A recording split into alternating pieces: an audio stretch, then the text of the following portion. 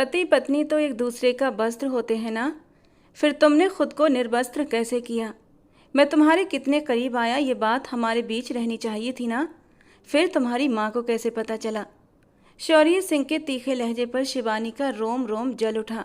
अविश्वास से अपने पति को देखा। ऐसे मत देखो शिवानी, मैं तुम्हारी जान ले लूँगा। तुम्हें सिर्फ वक्त दिया था कि खुद को संभाल लो, लेकिन मेरी नरमी का तुम और तुम्हारी माँ कामिनी जी ने नाजायज़ फ़ायदा उठाया है और मुझे तलाक का नोटिस भिजवा दिया। लेकिन तुम्हारी माँ ये नहीं जानती कि मैं शौर्य सिंह हूँ। मर जाऊँगा, मार दूंगा, लेकिन तुम्हें नहीं छोड़ूंगा। और जिस बात को मुद्दा बनाकर तुम अलग होना चाहती हो ना, अब उसे पूरा कर देता हूँ। आज, अभी, इसी वक्त। वो उसकी ओर आक्रामक अंदाज में बढ़ा था। अब कल अपनी माँ को जाकर बताना कि मेरे पति ने मुझे कहाँ कहाँ और कैसे कैसे छुआ। और शिवानी की सांस अटक गई थी शौर्य को अपनी तरफ बढ़ते देखकर। उसने कसकर अपनी आंखें बंद कर लीं और अगले ही पल शौर्य उसके करीब आ चुका था और उसके ब्लाउज की। मामा प्लीज, क्या कह रही हैं आप? मैं ये शादी नहीं करूँगी। आप जानती भी हैं ना कितना जुनूनी और गुस्सैल इंसान है वो। मैं नहीं करती उससे शादी, आप उसे मना कर दीजिए। कैसे मना कर दूं? इकलौता वारिस है वो पूरी जायदाद का। वैसे तो इस खानदान की जायदाद की असल हकदार तो तुम ही थी शिवानी, लेकिन बाबूजी ने सब कुछ खराब कर दिया।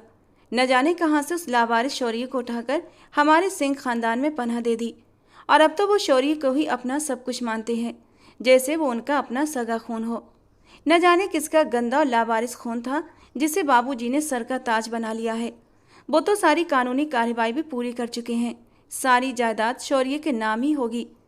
सारी जायदाद शौर्य के नाम ही होगी। अब मैं इतनी आसानी से जायदाद को छोड़ तो नहीं सकती ना।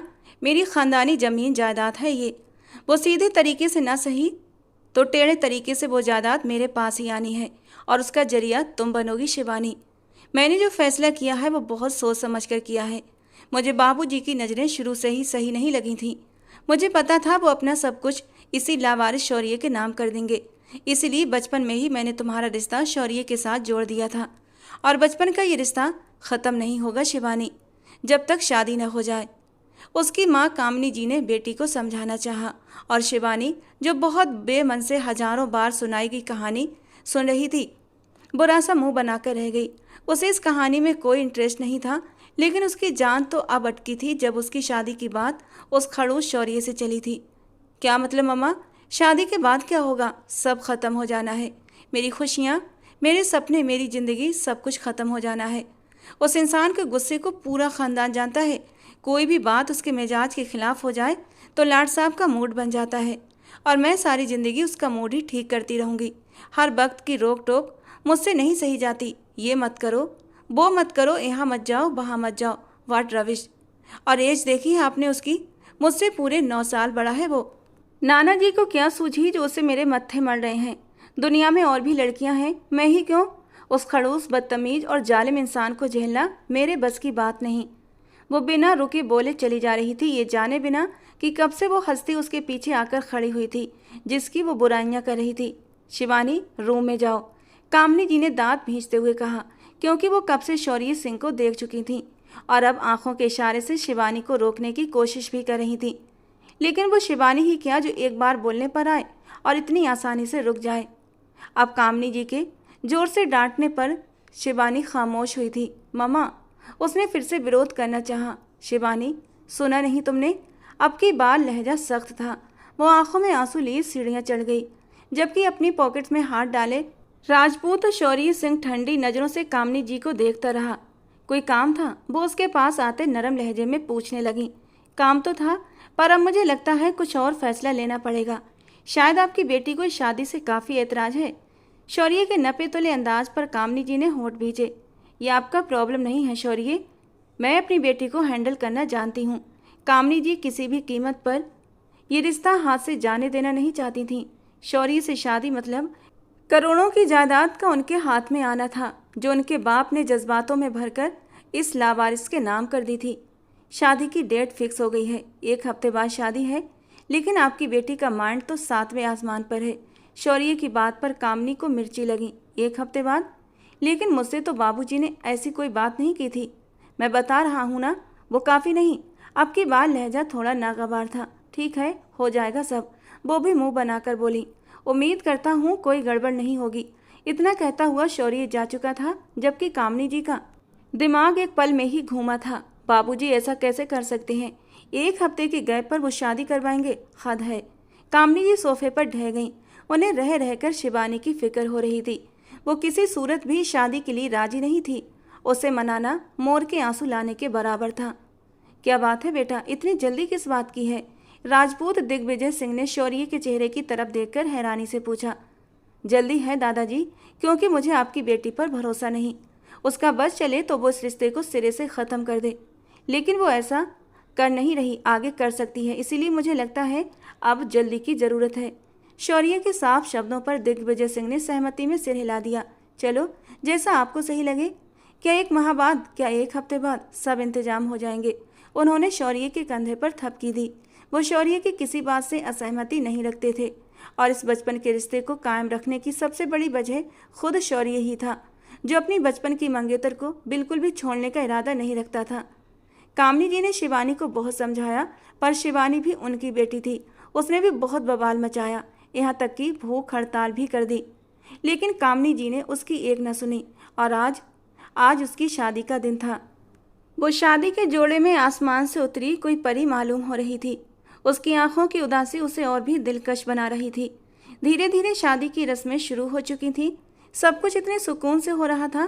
कामनी जी के साथ साथ शौर्य भी उलझ गया था, लेकिन कामनी जी ने ज़्यादा ध्यान नहीं दिया। उन्होंने सोचा शायद उनके समझाने का असर उनकी बेटी पर हो चुका है, लेकिन शौर्य को कुछ ज़्यादा ही उलझन हो रही थी, शिवानी की तरफ से भी और कामनी जी की तरफ से भी, क्योंकि वो कामनी जी की नेचर को बहुत अच्छे से जानता था। उसे यकीन नहीं आ रहा था कि इतनी खामोशी से कामनी जी ने सब कुछ कैसे होने दिया। खैर, शौर्य सिंह भी शांत होता हुआ अपने दादाजी की ओर मुड़ा। विदाई की हलचल शुरू हो गई थी, लेकिन कामनी जी घबराई हुई बाहर निकलीं। उनके चेहरे पर हवाइयाँ उड़ रही थीं। क्या हुआ कामनी, सब ठीक तो है ना? दिग्विजय सिंह ने चिंता से पूछा। बाबूजी, वो शिवानी कमरे में नहीं है। न जाने वो कहाँ चली गई है। कामनी जी की रोंदी हुई आवाज़ पर शौर्य सिंह के माथे की नसें तन गईं। ये क्या कह रही हो तुम? ऐसा कैसे हो सकता है? अंदर देखो, अंदर ही होगी।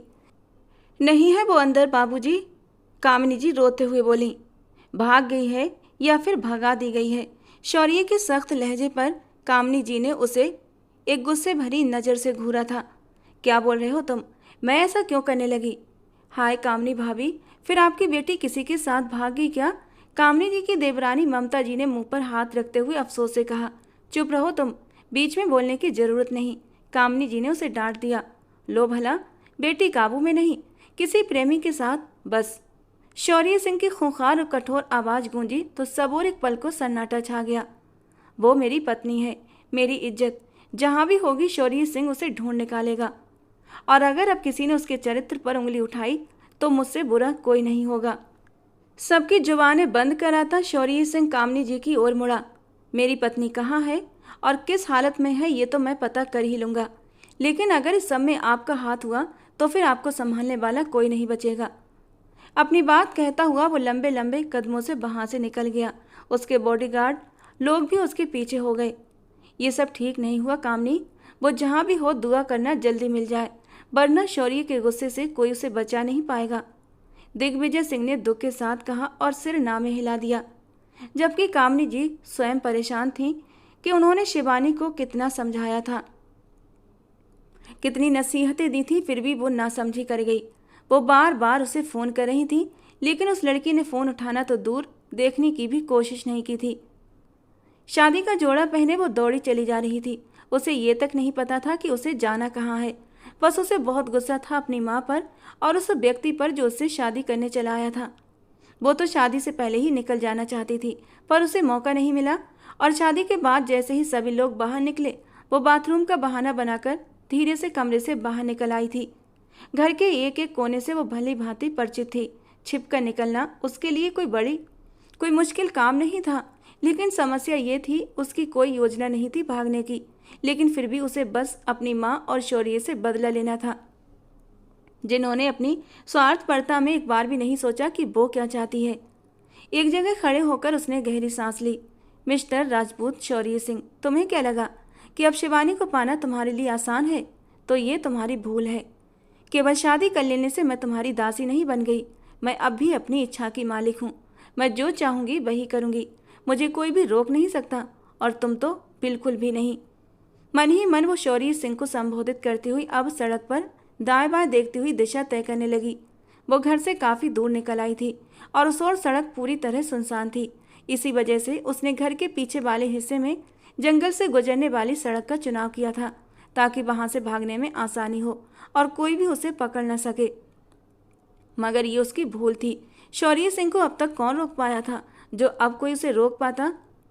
अपने ऊपर ओढ़ी हुई शॉल को कसकर लपेटे वो एक ओर चली जा रही थी कि अचानक एक गाड़ी पास से गुजरी, जो थोड़ी दूर जाकर रुकी और वापस मुड़ गई। शिवानी के दिल की धड़कनें एक पल के लिए तेज हो गईं, मगर चेहरे पर आत्मविश्वास का आवरण बनाए रखा। जी मैडम जी, कहाँ जाना है आपको? वो आदमी शरीफ सा लगा। मुझे वो स्टॉप तक छोड़ दोगे? शिवानी ने सामान्य अंदाज में कहा तो उसने गाड़ी का पिछला दरवाज़ा खोल दिया। शिवानी पहले ही अपने सारे गहने उतारकर एक छोटे से बैग में रख चुकी थी। बैग कंधे पर लटकाए वो उसकी गाड़ी में बैठ गई। गाड़ी सुनसान सड़क पर दौड़ी जा रही थी। बीच बीच में कोई गाड़ी पास से गुजर जाती। गाड़ी चला रहा व्यक्ति अपने मोबाइल पर किसी को मैसेज कर रहा था। भाई, ये कौन सी जगह है? स्टॉप तो दूसरी ओर था ना, आप किधर ले जा रहे हैं मुझे? शिवानी को अपनी गलती का तुरंत ही एहसास हुआ था। जी मैडम जी, ये शॉर्टकट है। वो जल्दी से बोला। शॉर्टकट की ऐसी तैसी, गाड़ी रोको फौरन, शिवानी ने चिल्लाकर कहा। लेकिन उसने नहीं सुना तो शिवानी ने उसकी स्टीयरिंग पर हाथ रखते हुए गाड़ी को घुमाया, जिससे गाड़ी असंतुलित हो गई। ड्राइवर ने झटके से गाड़ी रोकी तो शिवानी तुरंत दरवाज़ा खोलकर बाहर निकल गई। ड्राइवर उसके पीछे दौड़ा। उसने शिवानी को पकड़ना चाहा, लेकिन उसकी शॉल ड्राइवर के हाथ में रह गई और वो झटका खाकर घूम गई। बैग उसके हाथ से छूटता हुआ पेड़ों के झुंड में जा गिरा। उस व्यक्ति ने कुटिलता से शिवानी की शॉल को अपने कंधे पर रखते हुए अपनी बड़ी बड़ी मूंछों को ताव दिया था। मुझसे दूर रहो, करीब आए तो जान से जाओगे, उसे धमकी देती हुई शिवानी अपने मोबाइल पर लगातार आ रही शौर्य सिंह की कॉल को देख रही थी और फिर जल्दी से उसने कॉल उठा ली। मेरे पास आजा बुलबुल, मुझे खुश कर दे, मैं तुझे खुश कर दूंगा। मोबाइल पर शौर्य सिंह की आवाज़ सख्ती से गूंजी थी। शिवानी, कहाँ हो तुम इस वक्त? लेकिन शिवानी को होश कहाँ था कि फ़ोन पर शौर्य से बात करती। खबरदार, खबरदार, जो मेरी तरफ बढ़े तो मुंह तोड़ दूंगी तुम्हारा। शिवानी की कांपती आवाज़ सुनाई दी। शिवानी, शिवानी, लोकेशन ऑन करो, शौर्य सिंह चिल्लाया था, लेकिन शिवानी सुन चुकी थी। जाने जिगर, इतना आसान नहीं है मुझसे छिपना। और किसे कॉल कर रही है? वो आदमी अचानक उसकी ओर लपका था। शिवानी लोकेशन ऑन करती हुई मोबाइल को अपनी पीठ की ओर छिपा गई। उस व्यक्ति ने शिवानी को झपट कर उसका मोबाइल छीनना चाहा, लेकिन शिवानी ने पूरी ताकत लगाकर उसे पीछे धकेला। वो थोड़ा लड़खड़ाया। मैं शिवानी सिंह हूँ, दिग्विजय सिंह की नातिन और शौर्य सिंह की पत्नी। मुझे आंख उठाकर भी देखा तो तुम्हारी आंखें फोड़ दूंगी। शिवानी ने उसे अपनी ओर से जोरदार धमकी दी थी, लेकिन अब वो व्यक्ति गुस्से से उसकी ओर झपटा था। अगले ही पल उसने शिवानी का और शिवानी तड़प गई। उसने यहीं पर बस नहीं किया, शिवानी को जोर से धक्का देते हुए और उसकी इस हरकत पर शिवानी तड़पते हुए चीख पड़ी। शौर्य सिंह को ऐसा महसूस हुआ जैसे उसकी आत्मा ही जल उठी हो। लोकेशन की ओर गाड़ी पूरी रफ्तार से भाग रही थी। स्पीड और भी तेज हो गई थी। उसके गार्ड्स भी साथ थे, लेकिन उसे सिर्फ शिवानी की चिंता थी। उसे डर था कि कहीं अपनी नादानी में वो अपने साथ कुछ गलत ना कर बैठे। आई श्योर शिवानी सिंह, अगर तुम्हारे साथ कुछ भी गलत हुआ तो तुम्हारी जान मैं अपने हाथों से लूँगा। वो उसे मन ही मन संबोधित करता हुआ गाड़ी की स्पीड और बढ़ा गया। शिवानी ने उस आदमी के चेहरे को अपनी ओर बढ़ते हुए देखा तो उसके मुंह पर थूक दिया। उसके थूकने पर वो व्यक्ति और भी भड़क गया।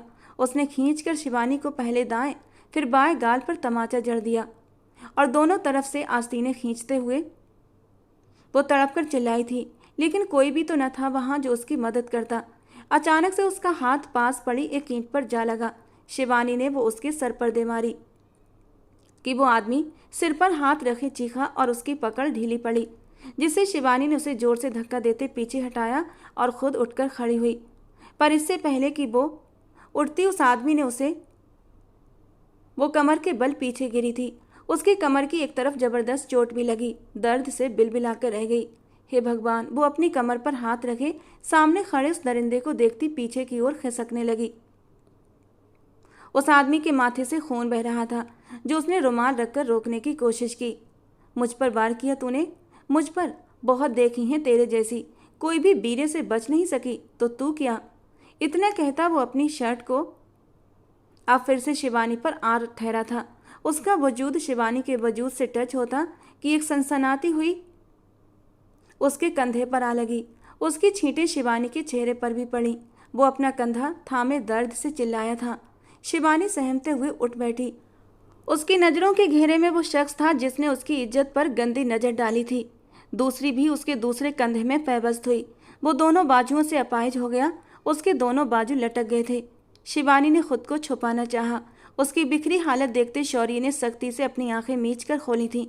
उसका जी चाहा एक गोली इसके सीने में भी उतार दे, जिसने भागकर पूरे खानदान के सामने उसकी इज्जत का तमाशा बनाकर रख दिया था। अपने आदमियों को वो पीछे ही रोक चुका था, क्योंकि वो नहीं चाहता था कि कोई उसकी बीवी को इस हाल में देखे। अपनी शॉल को उसने उसकी ओर फेंका। शिवानी ने उसके गुस्से वाले चेहरे की ओर देखा तो एक पल के लिए उसके रोंगटे खड़े हो गए। उसकी आंखों में लिखी लिखावट वो अच्छी तरह समझ चुकी थी, इसलिए फौरन शॉल को अपने इर्द गिर्द लिपेटा और कांपते हुए उस इंसान को देखा जो इस वक्त उसे सिर्फ खौफ में लिप्त कर रहा था। उस शख्स के गुस्से से कौन जानकार नहीं था, पूरा खानदान जानता था कि वो कितना गुस्सैल है। और अब शिवानी भी जानने वाली थी। शौर्य ने उस शख्स के चेहरे पर बेशुमार घूंसे बरसाए, लेकिन वो अपना बचाव न कर सका। वो अधमरा हो गया था। शौर्य ने उसे गिरेबान से पकड़ते हुए अपनी ओर खींचा। बीवी है वो शौर्य सिंह की, इज्जत है वो मेरी, शौर्य जोर से चिल्लाया था। उसके चिल्लाने की गूंज पूरे इलाके में फैल गई थी। शौर्य ने एक ही झटके में उसकी गर्दन और फिर वो आदमी बेचैन होता नीचे गिरा था। शिवानी की डर के मारे चीखें निकल गई थीं। वो गुस्से वाला था, लेकिन इतना जालिम भी था, ये कब जानती थी वो। उसे बेहोश करता वो शिवानी की ओर बढ़ा। शिवानी के चेहरे का रंग लट्ठे की तरह सफ़ेद पड़ा। वो अपनी जगह से हिल भी न सकी। शौर्य ने आगे बढ़कर उसे बाजुओं से पकड़कर खींचकर उठाया था कि उसकी चीख निकल गई। चुप, बिल्कुल चुप, आवाज़ ना आए वरना यहीं मार कर चला जाऊंगा। वो गुस्से में गुर्राया था। शिवानी का पूरा जिस्म लरज रहा था, लेकिन उसने एक आवाज़ भी ना निकाली। उस पर शौर्य सिंह का खौफ सर चढ़कर बोल रहा था। शौर्य ने उसे अच्छी तरह से शॉल लपेटी और घसीटता हुआ गाड़ी की ओर बढ़ा। उसकी कमर में दर्द की तेज टीसें उठ रही थीं, लेकिन उसने एक सिसकी भी ना भरी। शौर्य ने उसे गाड़ी में ले जाते हुए पटका। वो जैसे ही गाड़ी स्टार्ट करता निकला, उसके सिक्योरिटी गार्ड्स भी फासले से उसके साथ थे। शिवानी तो सांस भी गिन गिन कर ले रही थी। वो पहली दुल्हन थी जिसकी विदाई अनोखे और निराले अंदाज में हो रही थी। शिवानी ने सहमे हुए अंदाज में शौर्य को देखा। उसे समझ न आया कैसे उस शख्स के कहर से खुद को बचाएगी। वो उसे अपनी हवेली ले जाकर जान से मार डालेगा और किसी को खबर तक न होगी। हवेली के अंदर ले जाते वो उसे सीधा अपने कमरे में लेकर गया था। कामनी जी भी वहीं पर थी। उन्हें भी फ़ोन पर सूचना दे दी गई थी कि शिवानी मिल गई है। वो जानती थी इस वक्त शौर्य को बहुत गुस्सा आएगा, लेकिन वो चाहती थी शौर्य गुस्से में कहीं शिवानी को कोई नुकसान न पहुंचा दे। वो भी इस वक्त सिंह हवेली में ही मौजूद थी। लेकिन जब शौर्य शिवानी को घसीटते हुए अपने कमरे की ओर ले जा रहा था, तब किसी की भी हिम्मत न हुई कि शौर्य को रोक सके या उसे कोई सवाल जवाब कर सके। बाबूजी, क्या आप उसे कुछ नहीं कहेंगे? अभी चुप रहो कामनी, कुछ भी बोलकर शौर्य के गुस्से को हवा मत देना। शिवानी ने जो किया वो माफ़ी के लायक नहीं है, लेकिन फिर भी मैं शौर्य को अपने तरीके से समझाऊंगा। पर फिलहाल तुम खामोशी से यहाँ से चली जाओ। दिग्विजय सिंह ने अपनी बेटी को साफ शब्दों में समझाया तो वो तिल मिलाकर रह गई। शौर्य सिंह, इसे अपनी जीत मत समझना। वो वक्त दूर नहीं जब मैं तुझसे अपनी बेटी को इस पूरी जायदाद के साथ वापस ले लूंगी। वो दिल ही दिल में सोचती वहां से अपने घर की राह पकड़ गई। दिग्विजय सिंह इस सोच में पड़ गए कि क्या उन्हें इस वक्त शौर्य से बात करनी चाहिए या नहीं, क्योंकि उसके गुस्से से तो वो भी डरते थे। पर इस वक्त उन्हें बात करना उचित न लगा। वो उसे कमरे में लाते ही बिस्तर पर जोर से पटक देता है।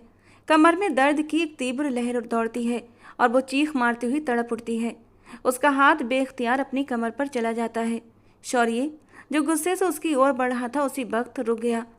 वो शिवानी को हाथ कमर पर रखे औंधे मुंह पड़े देखकर अपने गुस्से को काबू में लाने की कोशिश करता है। वो तड़प तड़प कर रो रही थी। शौर्य ने आगे बढ़कर उसे सीधा किया तो वो फिर से फूट पड़ी। शौर्य, प्लीज रुक जाइए, वरना मैं मर जाऊंगी। उसे लगा शौर्य अब उससे अपना हक लेने वाला है, तड़पते हुए वो उससे विनती कर गई। वो जिद्दी स्वभाव की लड़की इस वक्त अपने दर्द और शौर्य सिंह के डर से उससे विनती कर रही थी। मर जाओ तो ही बेहतर है। तुम्हारे जैसी लड़की को मैं अपने साथ कमरे में रखने का भी हकदार नहीं समझता, जो शादी की रात अंधेरे में घर से भाग गई। जानती हो कितने सवाल उठे हैं तुम्हारे किरदार पर। वो उसे बालों से पकड़े उस पर फनकारता है, उसके चेहरे पर अपनी तपती सांसें छोड़ता। वो शौर्य सिंह उस वक्त पागलपन की हदें पार कर चुका था। मुझे परवाह नहीं किसी की, कौन क्या सोचता है। मैं अपनी मर्जी से अपनी जिंदगी जीने वाली लड़की हूँ। वो ये सब दिल ही दिल में कह सकी, शौर्य सिंह को न कह सकी। उसकी काली डरावनी आंखों से वो बहुत डर चुकी थी। जी चाहता है कि अभी इसी वक्त तुम्हारा गला तो मार दीजिए मुझे शौर्य सिंह, मार दीजिए। आपके साथ जिंदगी गुजारने से अच्छा है मैं मर जाऊं। वो इस बार खुद को रोक न पाई और टूटते हुए बोल पड़ी। शौर्य ने उसके जबड़े को जोर से दबोच लिया। उसके चेहरे पर पहले ही उंगलियों के निशान थे और गाल सूजे हुए थे।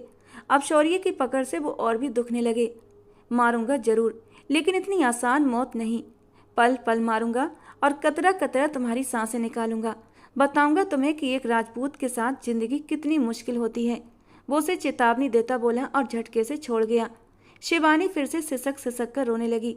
वो इसीलिए तो उससे नफरत करती थी, क्योंकि वो औरत को कोई नाजुक चीज नहीं बल्कि बहुत मजबूत समझता था। अपनी तरह जैसे वो ताकतवर है वैसे ही औरत भी है। दरवाजा खटका था। दादाजी की पुकार पर शौर्य तुरंत दरवाजा खोलता हुआ बाहर निकला। उन्होंने उसे समझाया और शिवानी से ज़्यादा सख्ती करने से मना कर दिया। वो उनके सामने सिर नहीं उठाता था और आज भी उनकी बातें चुपचाप सुनता रहा और हाँ में सिर हिलाता हुआ वापस अंदर आया तो वो बिल्कुल चुप थी, पर अभी भी वो उल्टी ही औंधे मुँह लेटी थी। उसकी बिखरी हालत देखकर शौर्य का खून फिर से खौल उठा। उसे घुटन सी होने लगी। घुटन से राहत पाने के लिए उसने अपनी शर्ट के बटन खोलते हुए दूर फेंकी। बिना उसकी ओर एक नज़र डाले वो सीधा बाथरूम में जाकर शावर के नीचे खड़ा हो गया। ठंडे पानी से नहाते हुए वो अपने चटकती हुई नसों को काबू में करने की पूरी कोशिश कर रहा था, जो उसे और भी ज़्यादा तकलीफ दे रही थी। वो बस खुद को काबू में रखना चाहता था ताकि वो शिवानी को और कोई तकलीफ न दे पाए, क्योंकि वो पहले ही बहुत तकलीफ में थी। यही सोच सोचकर वो मरने वाला हो रहा था कि अगर उसने लोकेशन ऑन न की होती तो वो इतनी जल्दी उसे कैसे ढूंढ पाता। जरा सी भी देर हो जाती तो कुछ भी हो सकता था, और अगर उसकी इज्जत पर आँच आ जाती तो शौर्य जिंदा न रह पाता। शावर बंद करता हुआ तौलिया लिए अपने बालों को सुखाता, वार्डरोब से अपना नाइट ड्रेस लेता, चेंज करके बाहर आया। शिवानी अभी भी उसी हालत में थी। शिवानी, शौर्य ने आगे बढ़कर उसे आवाज़ देते हुए उठाया तो वो बेहोश थी और शौर्य एकदम घबरा गया। उसकी बिखरी हालत, फटी हुई आस्तीन और जख्म देखकर वो होंठ भींच कर रह गया। उसे बिस्तर पर सीधा लिटाकर उसका सिर तकिए पर रखते हुए उसके बाल पीछे कर दिए। खूबसूरती तो जैसे इस लड़की पर आकर रुक सी गई थी। दूधिया सफ़ेद गाल थप्पड़ों की वजह से लाल हो गए थे, और जब शौर्य ने उसकी चोटिल गालों को अपनी मजबूत उंगलियों से जकड़ा था तो शौर्य के नाखून भी उसके नाजुक गाल में लग चुके थे, जहाँ से हल्का हल्का खून भी रिसने लगा था। गालों के अलावा भी कई जगह जख्म लगे हुए थे। शौर्य ने उसके जख्मों को फर्स्ट एड बॉक्स लाकर साफ किया और उन पर मरहम लगाया। लाइट्स ऑफ करके उसके कपड़े बदलवाए। उसके नरम और नाजुक वजूद को छूते हुए शौर्य के अपने जिस्म में एक स्पार्क पैदा हुआ था। इतने ठंडे पानी से नहाने के बाद भी उस वक्त उसके माथे पर पसीने के छोटे छोटे कतरे नजर आने लगे। वो सिर्फ उसकी पत्नी नहीं बल्कि उसका इश्क भी थी। उससे बेहद मोहब्बत करता था, अभी से नहीं, न जाने कब से, और उसका हर बार दूर जाना शौर्य को और भी ज़्यादा उसके करीब कर देता था। उसकी कमर पर पकड़ते हुए उसे सीधा किया तो वो बेहोशी की हालत में भी बुरी तरह से सिसक उठी। शौर्य ने अंधेरे में ही उसकी नरम और मुलायम त्वचा पर हाथ फेरते हुए उसके दर्द का अंदाजा लगाने की कोशिश की, लेकिन उसे कुछ समझ नहीं आया कि शिवानी को दर्द कहाँ हो रहा है। उसे कपड़े बदलवाकर शौर्य ने सारी लाइट्स ऑन कर दी। पूरा कमरा रोशन हो गया था। पिंक कलर के नाइट ड्रेस में वो उस वक्त छुई मुई सा गुलाबी गुलाब लग रही थी। उसके चेहरे पर पड़ी उंगलियों के निशानों को बहुत नरमी से छूते हुए शौर्य ने उन पर अपने होठों का मरहम रख दिया, और फिर वो रुका नहीं, उसके पूरे चेहरे को अपने लबों से नरम एहसास देता चला गया। जब होठों के पास पहुंचा तो उसकी सांसें गहरी हुई थीं। उसका माथा उसके माथे से जोड़ते हुए शौर्य ने एक गहरी सांस भरी। उसके नरम मुलायम कटावदार नाजुक होठों को छूने से वो पीछे हट गया था। क्योंकि वो नहीं चाहता था शिवानी की बेहोशी में वो उसके साथ कुछ भी ऐसा करे कि उसका सांस लेना भी मुश्किल हो जाए। वो चाहता था शिवानी होश में रहे और तब वो उसे पूरी तरह हासिल करे। वो उठ गया, लेकिन शिवानी ने बेख्तियार उसकी उंगली थाम ली, जैसे उसे उस शख्स की पनाह चाहिए थी। शौर्य का मन एक बार के लिए फिर से बहकने लगा था, लेकिन शौर्य अब की बार दिल को डपटता हुआ गहरी सांस लेते हुए लाइट्स ऑफ करता। नरम सी लाइट ऑन कर गया था और बेड के हेडबोर्ड से टेक लगाकर बैठ गया। तुम्हारी जगह कोई और होता शिवानी, तो शौर्य उस वक्त उसका वो हाल करता कि तुम्हारी सोच भी वहाँ तक पहुँच ना पाती।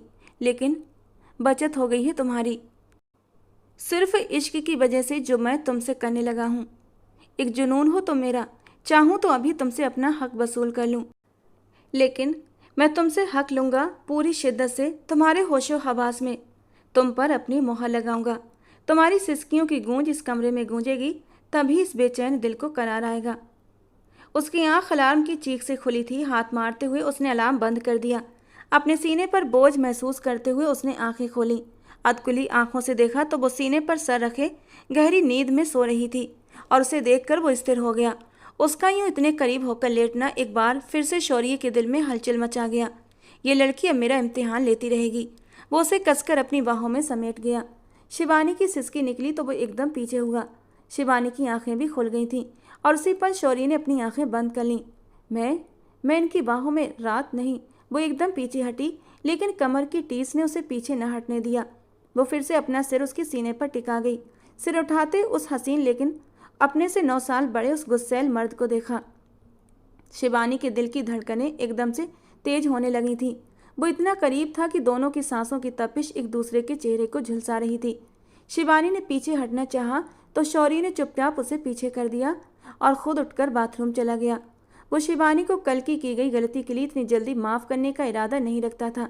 शिवानी ने गहरी सांस ली और बेख्तियार नजरें अपने कपड़ों पर गईं। उसकी आंखों में बेपनाह आंसू भर आए। तो क्या शौर्य ने अपना हक ले लिया? मेरी बेहोशी का नाजायज़ फ़ायदा उठाया। मैं उसे कभी माफ़ नहीं करूँगी।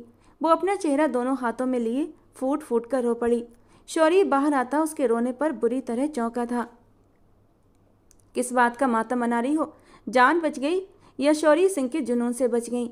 नपे तुले अंदाज में तैयार होता हुआ वो आईने के सामने खुद पर परफ्यूम की बारिश करता उस पर तंज कर गया। आपने मेरा फ़ायदा उठाया। मुझे बेहोशी की हालत में वो रोते हुए बात पूरी न कर पाई। उसकी बात पर शौर्य करंट की तरह उसकी ओर मुड़ा। तुम होश में तो हो? क्या बकवास कर रही हो? तुम्हारे अंदर इतनी जान है कि शौर्य सिंह को सह सको? वो भी गुस्से में। वो उसकी ओर कदम बढ़ाते आया, जबकि उसकी बात पर शिवानी सहमकर पीछे खिसकी। वो बेड के हेडबोर्ड पर हाथ रखता उसके ऊपर झुका था। किसी खुशफहमी में मत रहना कि तुम्हारी बेहोशी में तुमसे अपना हक लूँगा। तुम्हारे होशो हवास में तुम्हें बेसुकून होता देखने का अरमान है मेरा, और वो अरमान जरूर पूरा करूँगा। नाश्ता भिजवा रहा हूँ, कमरे में करो। बाहर आने की ज़रूरत नहीं जब तक पूरी तरह आराम नहीं आ जाता। कमरे में ही रहना। कामनी जी सब पहुँचा देंगी, जो चीज़ चाहिए होगी तुम्हें। वो अपनी बात कहता कमरे से निकल गया। उल्लू, इडियट, बदतमीज। शिवानी ने उसे नए नए नाम दिए और मुश्किल से उठती बाथरूम की ओर चल पड़ी। दुल्हन के मुँह दिखाई की पार्टी अपने चरम पर थी। बिजनेस फ्रेंड्स, हर सर्कल के लोग वहाँ पर मौजूद थे। यहाँ तक कि बिजनेस राइवल्स भी इन्वाइटेड थे। शिवानी ने सारा दिन ही आराम किया था, जिसकी वजह से उस वक्त उसकी तबीयत खुश और ताजगी से भरी हुई लग रही थी। सिर्फ कमर के दर्द को छोड़कर उसे बाकी आराम मिल गया था। वो स्टेज पर शौर्य के साथ बैठी थी और सभी की बोलती बंद करवा दी थी। किसी की भी हिम्मत नहीं थी कि वो दुल्हन से पूछ सके कि कल कहाँ गायब हो गई थी। शिवानी के चेहरे पर खिलते रंग सभी को साफ दिखाई दे रहे थे। शिवानी के चेहरे पर खिलते रंग किसी से छुपे नहीं थे। सभी लोग शिवानी से जलन महसूस कर रहे थे कि जिस तरह वो कल भागी थी। न केवल पति ने उसे ढूंढ निकाला था, बल्कि इस वक्त वो शानदार ड्रेस में शौर्य के साथ दुल्हन बनकर बैठी थी। सभी को हैरान कर दिया था उसने। कामनी जी ने उसे खींचकर एक तरफ ले गई। कुछ कहा तो नहीं रात को? शौर्य सिंह ने तुमसे राजदारी से पूछा। नहीं मामा, वो झिझकते हुए थोड़ा सा बोली। तुम गई कहाँ थी? ऐसा कौन करता है शिवानी? कल जान निकाल दी थी तुमने मेरी। वो उसे फिर से अपने सीने से लगा गई। फिक्र नहीं करो मामा, मैं ठीक हूँ, वो आत्मविश्वास से बोली। ठीक है, अपना ध्यान रखना, और हाँ, कुछ भी हो जाए शौर्य को अपने पास मत आने देना। बाकी सब मैं संभाल लूँगी, समझी तुम? अब जाओ। वो मुस्कुराकर उसे कहकर खुद चली गई थी। जब शिवानी को इस दुनिया के तूफानों के बीच छोड़ गई, जिस इंसान की इज्जत को कुचलकर वो घर की दहलीज पार कर गई थी, उसी इंसान ने उसके घावों पर मरहम रखा था। और माँ ने एक बार भी नहीं पूछा, क्या तुम्हें कोई चोट तो नहीं आई बेटा, क्या कोई तकलीफ तो नहीं हुई? शिवानी की आंखों से 2 आंसू टपक कर बह गए। शिवानी बेटा, कोई भी परेशानी हो तो अपने नाना से शेयर कर लो बेटा, मैं पूरी कोशिश करूंगा कि उसे ख़त्म कर सकूं। लेकिन बेटा, भागना हल नहीं है, इससे बहुत सारे मसले पैदा होते हैं। मैं जितना शौर्य को जानता हूँ वो उतना ही गुस्से वाला है कि मुझे डर था वो कल की तुम्हारी गलती के कारण तुम्हें कोई नुकसान न पहुँचा दे। लेकिन आज तुम्हें इस तरह खुश देखकर दिल से एक बोझ उतर गया है। वो उसके सिर पर इसने भरा हाथ रखते हुए बोले थे। इस वक्त वे ड्राइंग रूम में थे और दिग्विजय सिंह अपनी पोती को बहुत प्यार और सम्मान से समझा रहे थे। लेकिन शिवानी के दिल में एक गांठ पड़ चुकी थी। उसने चुप रहना ही ठीक समझा। कमरे में आई तो शौर्य कहीं नहीं था। वो भगवान का धन्यवाद करती ड्रेसिंग रूम की ओर बढ़ी। उसे अपनी कमर में अब भी तेज दर्द महसूस हो रहा था। शायद वो घाव बहुत गहरा हो, यही सोचते हुए उसने अपने ब्लाउज की जिप को मुश्किल से नीचे सरकाया, जो बहुत फिटिंग में थी। वो अपना घाव देखने में इतनी खोई हुई थी कि अचानक से शौर्य के अंदर आने को नोटिस नहीं कर सकी। अपनी कमर के ऊपरी हिस्से की एक तरफ एक बहुत बड़ा नील का निशान देखकर वो गमगीन हो गई। उसने उसे छूकर देखना चाहा, लेकिन उसका हाथ उस तक पहुंच नहीं पा रहा था। वो बस आईने में ही देख पा रही थी। आंसुओं में फिर से एक बार तेज बहाव आ गया। उसे उस वक्त अपनी तकलीफ सबसे ज़्यादा महसूस हो रही थी। दराज खोलते हुए कोई क्रीम ढूंढने की कोशिश की, लेकिन कुछ नहीं मिला। वो फिर से उस बड़े नीले निशान का निरीक्षण करने लगी कि अचानक सामने खड़े शौर्य पर उसकी नज़रें जाकर ठहर गईं, जो न जाने कब से उसे ही देखे जा रहा था। शिवानी शौर्य को सामने देखकर चुप रह गई।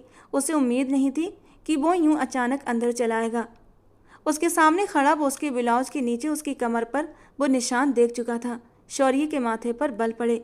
शिवानी ने तुरंत होश में आते हुए ब्लाउज को जल्दी से ठीक करते हुए नीचे की ओर खिसकाया और अपने आंसू साफ करते हुए अपना चेहरा घुमा लिया। शौर्य ने मुट्ठी भींची, मतलब वो अब भी उससे अपना आप छुपा रही थी, उस पर भरोसा नहीं कर पा रही थी। उसकी पीठ के पीछे जाकर खड़ा हुआ वो उसे आईने में देखने लगा, जिसकी बशीभूत पलकें उठ गई थीं। शौर्य ने उसके ब्लाउज की ओर हाथ बढ़ाया तो शिवानी घबराकर मुंह उसकी ओर करके नामे सिर हिलाने लगी। शिवानी, मुझे देखने दो, कहाँ जख्म हुआ है? उसके लहजे में नरमी थी। मैं ठीक हूँ। वो घबराई हुई थी।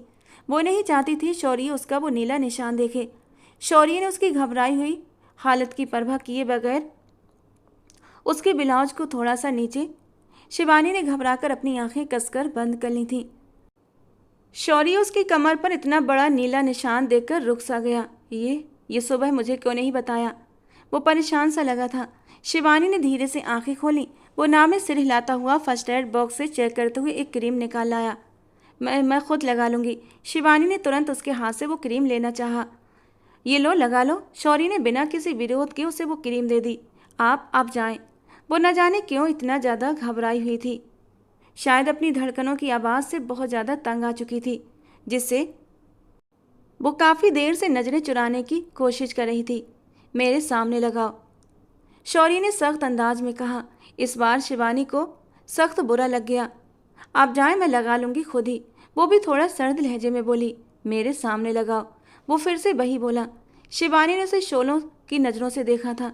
मजबूरन क्रीम का ढक्कन खोलते हुए उसने अपनी कमर के नीचे निशान का आकलन करते हुए उस पर क्रीम लगाने की नाकाम कोशिश की, जो शौर्य को गुस्से में ला गया। उसके हाथ से क्रीम वापस लेता शौर्य ने अब उसका मुंह अपनी ओर घुमाया और उसकी कमर को मजबूती से पकड़कर अपनी ओर खींच लिया। वो घबराकर उसके सीने से जा लगी। आईने में देखते हुए वो उसकी कमर को थामे कमर के एक तरफ मौजूद नीले निशान पर क्रीम लगाने लगा। शिवानी ने एक सिसकी भरी थी। शौर्य के बाह को मजबूती से दबा दिया। वो दर्द से करहा उठी थी।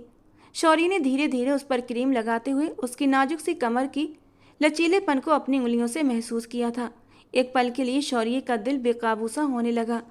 वो उसकी थी, उसकी मोहब्बत, उसकी महबूब बीबी, उसकी मिल्कियत। फिर भी वो उसे समय दे रहा था। सारे हक रखते हुए वो उस पर हक नहीं जताता था। प्लीज छोड़िए।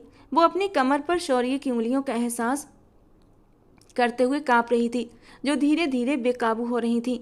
डोंट वरी, इतनी जल्दी नहीं है मुझे, इसीलिए बेफिक्र रहो। जब भी अपनाऊंगा तुम्हें, तुम्हारी नाजुक सी जान पहले निकालूंगा। वो धीरे से फुसफुसाते हुए बाहर निकल गया, जबकि शिवानी बिल्कुल चुप हो गई। कुछ दिन यूं ही चुप्पी में गुजर गए। बेचैनी सी हर तरफ छा गई। शौर्य अर्जेंट काम के सिलसिले में कुछ दिनों के लिए विदेश चला गया था और शिवानी सिंह हवेली में पूरी शान से रह रही थी, जैसे इस घर की मालकिन बही हो। शौर्य के जाने की खुशी सबसे ज्यादा जैसे उसी को हो। उसका यूं हवेली में खुश रहना कामनी जी को बुरी तरह खटक रहा था। वो चाहती थी अब अपना प्लान भी इस्तेमाल करें। इसके लिए उन्होंने शिवानी को कॉल भी की थी और बहाने से उसे अपने पास बुलाना चाहा, लेकिन वो अपनी जिंदगी में इतनी खुश थी कि माँ की बातों पर कान नहीं धरे। वो अपने कमरे में शावर लेने के बाद बिना दुपट्टे के आईने के सामने खड़ी थी। गीले बदन से कपड़े चिपके हुए थे जो उसकी खूबसूरती को और भी उभार रहे थे। अचानक दरवाजा खुला और शौर्य अंदर आ गया। शिवानी उसे एकदम अपने पास देखकर चौंकी थी। उसके बालों में कंघी करता हुआ हाथ एकदम से रुक गया था। शौर्य की नजरें उसके शरीर के खूबसूरत उतार चढ़ाव पर थीं। शौर्य का यूं बेबाकी से उसे देखना शिवानी को शर्म से लाल कर गया था। यह अचानक कहाँ से आ गया? अपना दुपट्टा ढूंढते हुए वो जल्दी से खुद को ढकने लगी। उसकी इतनी सावधानी देखकर शौर्य ने एक नाराजगी भरी नजर उस पर डाली थी। बजाय इतने दिनों बाद पति को देखकर वो खुश होती, उसके चेहरे पर हवाइयाँ उड़ी हुई थीं। तुम्हारी माँ की तबीयत खराब हो गई है, बुलाया है तुम्हें, चलो छोड़ाऊँ। वो बिना किसी भाव के बोलते हुए पलट गया। मम्मा, मम्मा को क्या हुआ? मुझे फ़ोन क्यों नहीं किया उन्होंने? वो परेशान सी हो गई थी। ये पूछताछ बाद में कर लेना, चलो मुझे और भी बहुत से काम हैं। शौर्य ने मुंह बनाते हुए गुस्सा दबाते हुए कहा था। वो क्या सोच रहा था कि हिंदुस्तान वापस आकर अपने रिश्ते की शुरुआत करेगा, लेकिन अब उसे अपने दादाजी के कहने पर शिवानी को उसकी माँ के घर छोड़ना पड़ रहा था।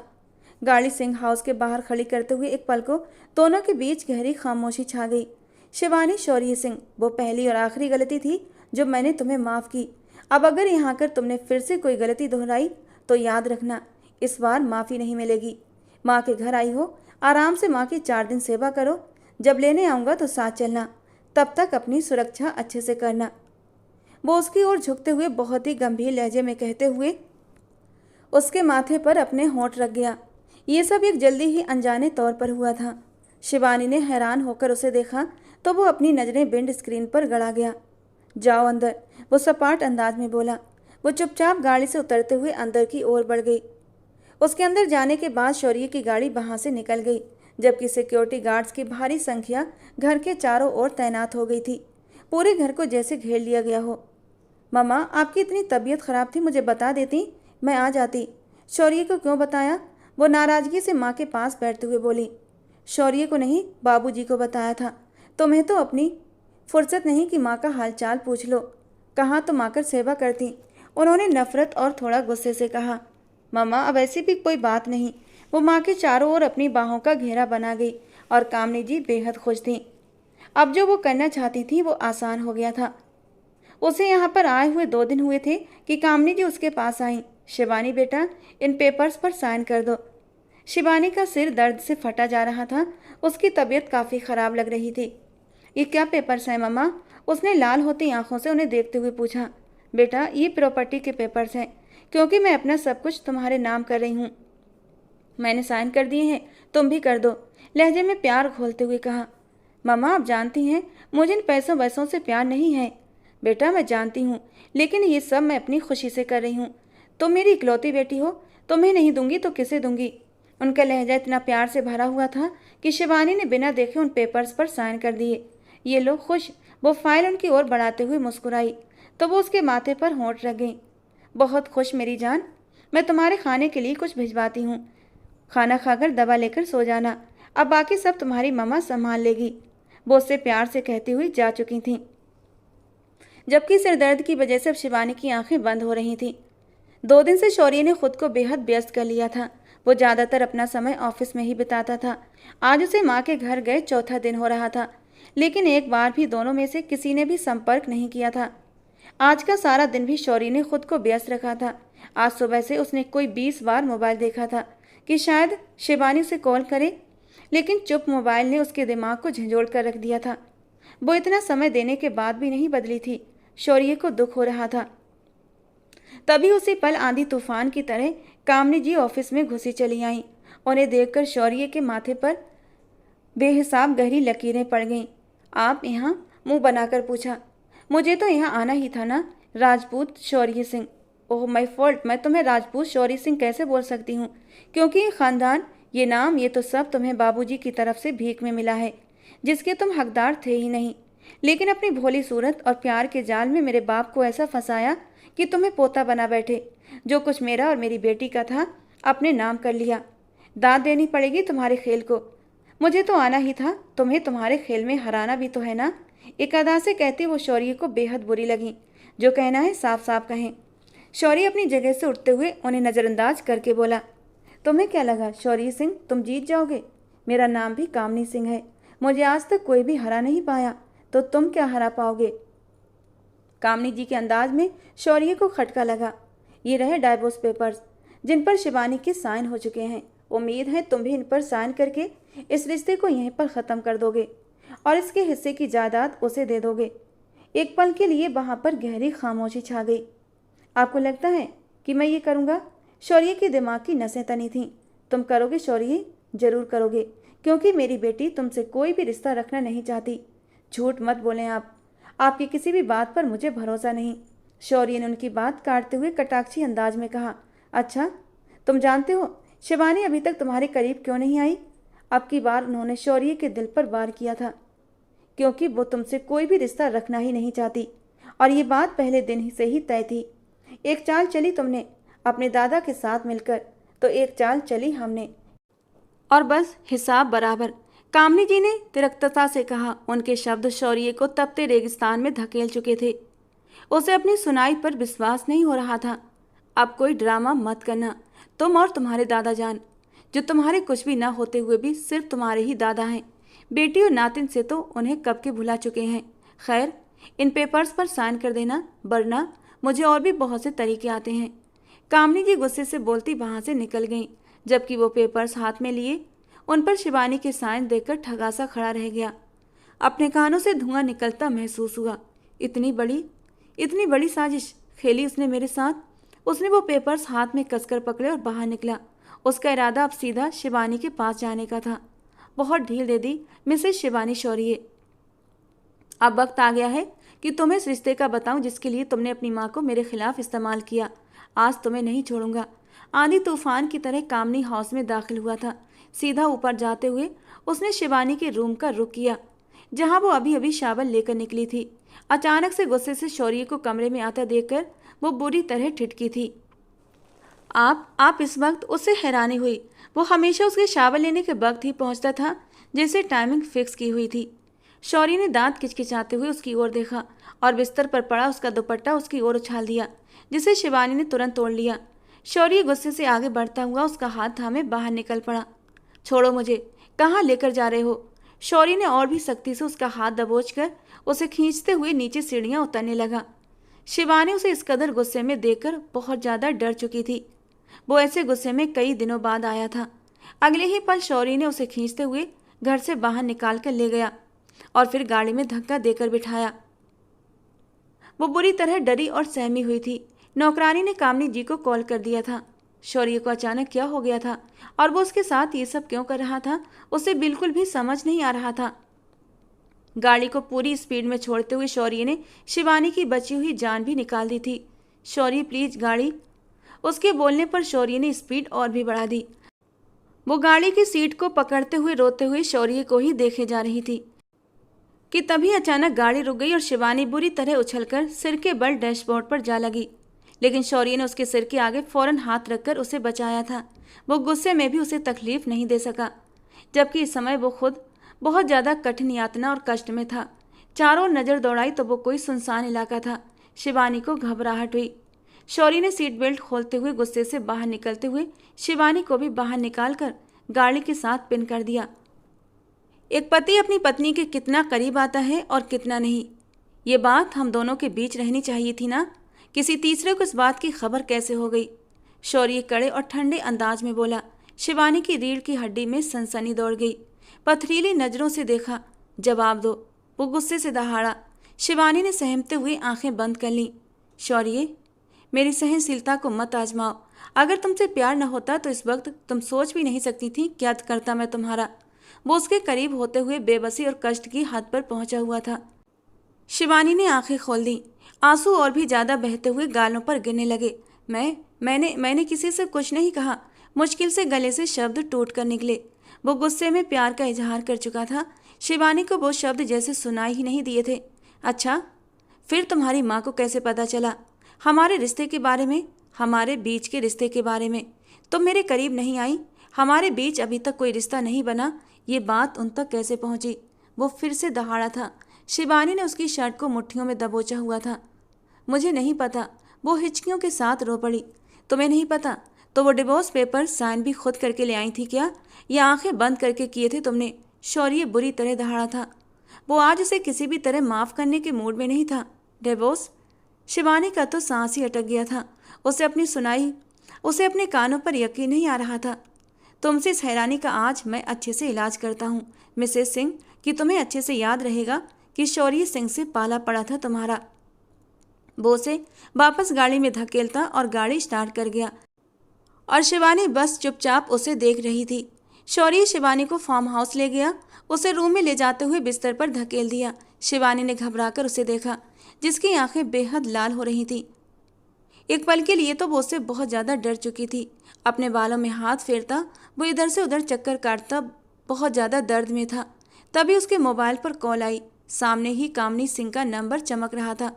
शौर्य के होठों पर एक तंज भरी हंसी आई और कॉल को स्वीकार किया। स्पीकर पर डालते हुए उसने एक नज़र शिवानी पर डाली थी। कहाँ हो तुम? कहाँ लेकर गए हो मेरी बेटी को?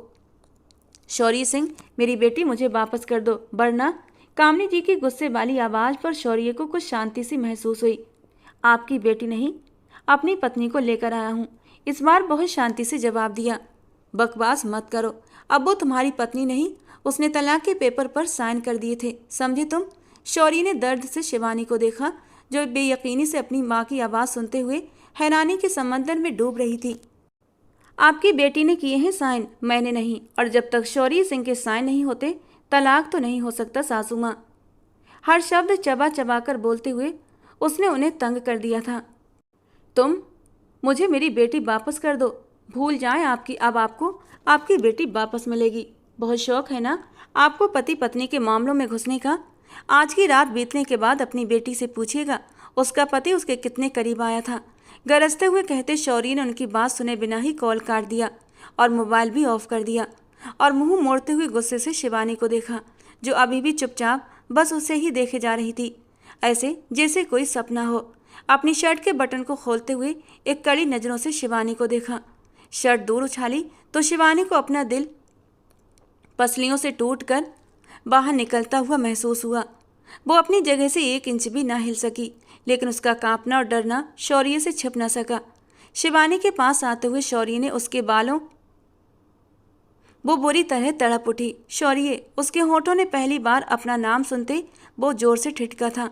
उसके कांपते होठों को फोकस करते हुए वो अपनी एक हार्ट बीट मिस कर गया, और बेख्तियार ही उसके जितनी तीव्रता से वो झुका था धीरे धीरे उसमें नरमी आ गई थी। शिवानी को अपनी सांसें रुकती हुई महसूस हो रही थी। वो उसकी नरम छुअन भी सहन नहीं कर पा रही थी। धीरे धीरे पीछे हटते हुए वो उसके चेहरे पर फैले गुलाल को देखने लगा। पति पत्नी तो एक दूसरे का वस्त्र होते हैं ना, फिर क्यों बेवजह खुद को और मुझे? बोलो, जवाब दो। मैं तो तुम्हें समय दे रहा था कि तुम संभल जाओ, अपना दिल राजी कर लो, खुद को मेरे लिए तैयार कर लो, लेकिन तुमने मेरी नरमी का गलत फ़ायदा उठाया। वो दुख के साथ बोला था। उस दिन तुम भाग गई थी। इस बात का दुख नहीं उतना शिवानी जितना आज इस बात से हुआ है मुझे। कैसे कह दिया तुमने किसी तीसरे को हमारे बीच की बात? तुम्हें मेरी मोहब्बत, मेरी चाहत, मेरा ख्याल क्यों नजर नहीं आया शिवानी? अब की बार उसका लहजा बहुत टूट चुका था और वो सिसकते हुए रो पड़ी। आप कभी मेरा यकीन नहीं करेंगे। जो मैं कहूँगी आपको झूठ ही लगेगा, इसलिए अब कोई सफाई नहीं दूंगी आपको। वो आंसू रोकते हुए फिर से रो पड़ी। आप जो समझना है वो समझ लें। हाँ, बताया सब मम्मा को, हमारे बीच में डिवोर्स पेपर भी साइन किए। अब खुश? वो हिचकियों के साथ रो पड़ी। शौर्य ने धैर्य से वो सब सुना। शिवानी, एक बात याद रखना, मैं मरते मरते मर जाऊंगा, तुम्हें भी मार डालूंगा, लेकिन तुम्हें कभी नहीं छोड़ूंगा, समझी तुम? उसने ये शब्द कड़कते हुए कहा और उसके माथे पर अपने होठों से एक बर्फीला एहसास रखा। फिर उसे वहीं छोड़कर अपनी शर्ट उठाकर बाहर चला गया। शिवानी उसे जाता हुआ देखती रही। क्या शौर्य सच में मुझसे मोहब्बत? वो खुद से सवालों के ताने बाने बुनने लगी। और मैं भी? अचानक उसकी नज़र शौर्य के मोबाइल पर पड़ी और उसने बढ़कर उसे ऑन किया। अपना मोबाइल तो वह घर ही छोड़ आई थी। शौर्य ने उसे इतना मौका कहाँ दिया था कि वो अपना मोबाइल उठा पाती। शौर्य के नंबर से उसने अपनी माँ को कॉल मिलाई, जो दूसरी बेल पर ही उठा ली गई थी। शौर्य, मेरी बेटी मुझे। मम्मा, दूसरी तरफ से बेटी की आवाज़ सुनकर वो तड़प उठी थी। शिवानी, उसने तुम्हें कोई नुकसान तो नहीं पहुंचाया बेटा? तुम ठीक हो ना? मम्मा, अभी ठीक हुई हूँ। आप इतनी घटिया चाल कैसे चल गई? आपने धोखे से मुझसे पेपर्स पर साइन ले लिए? क्यों? वो दुखी अंदाज में बोली। शिवानी, मेरी बात सुनो। हमारा शुरू से यही प्लान था। तुम्हें शौर्य से सिर्फ शादी करनी थी ताकि सारी जायदाद। मेरा नहीं, ये आपका प्लान था मम्मा। और मैं उसका न पहले हिस्सा थी और न अब। मैं शौर्य सिंह से अपना रिश्ता कभी नहीं तोड़ूंगी, सुना आपने? बल्कि उनसे अपना रिश्ता और भी गहरा बनाऊंगी अब, जैसा उन्होंने आपको कहा था। आपको बहुत शौक है ना हवा में तीर छोड़ने का। अब आप देखें आपकी बेटी क्या करती है। शिवानी ने दीवाना होते हुए ये कहते हुए कॉल काट दी, जबकि कामनी जी अपना सिर पकड़ कर रह गई। शौर्य अचानक वापस लौटा था क्योंकि उसका मोबाइल कमरे में ही रह गया था और वो मोबाइल लेने वापस आया था। और उस वक्त उसने शिवानी के एक एक शब्द को सुना था। मतलब वो किसी भी साजिश का हिस्सा नहीं थी। शौर्य के दिल से उसके लिए गलतफहमी एक पल में ही खत्म हो गई थी। शिवानी ने आंसू पोंछते हुए शौर्य को देखा और धीरे धीरे कदम बढ़ाते हुए उसकी ओर बढ़ी। मोबाइल उसके हाथ में देते हुए भी आंसू आंखों से बहने लगे थे। शौर्य ने आगे बढ़कर उसके गालों से आंसू पोंछे तो वो सिर झुकाकर रो पड़ी। क्या पता था ये शख्स इस कदर प्यारा हो जाएगा कि उससे अलग होने का ख्याल ही शिवानी को जान से मारने जैसा महसूस करेगा। वो भी दिल ही दिल में शौर्य को चाहने लगी थी, लेकिन इसे व्यक्त नहीं कर पा रही थी। पर आज उसकी गलतफहमी पर वो तड़प ही तो गई थी। अपना चेहरा दोनों हाथों में छुपाए वो रो रही थी।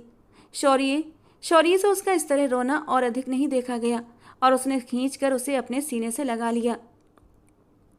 उसके सीने से लगते ही शिवानी के रोने में और भी तेजी आ गई थी और वो उसकी पीठ सहलाता हुआ उसे शांत कर रहा था।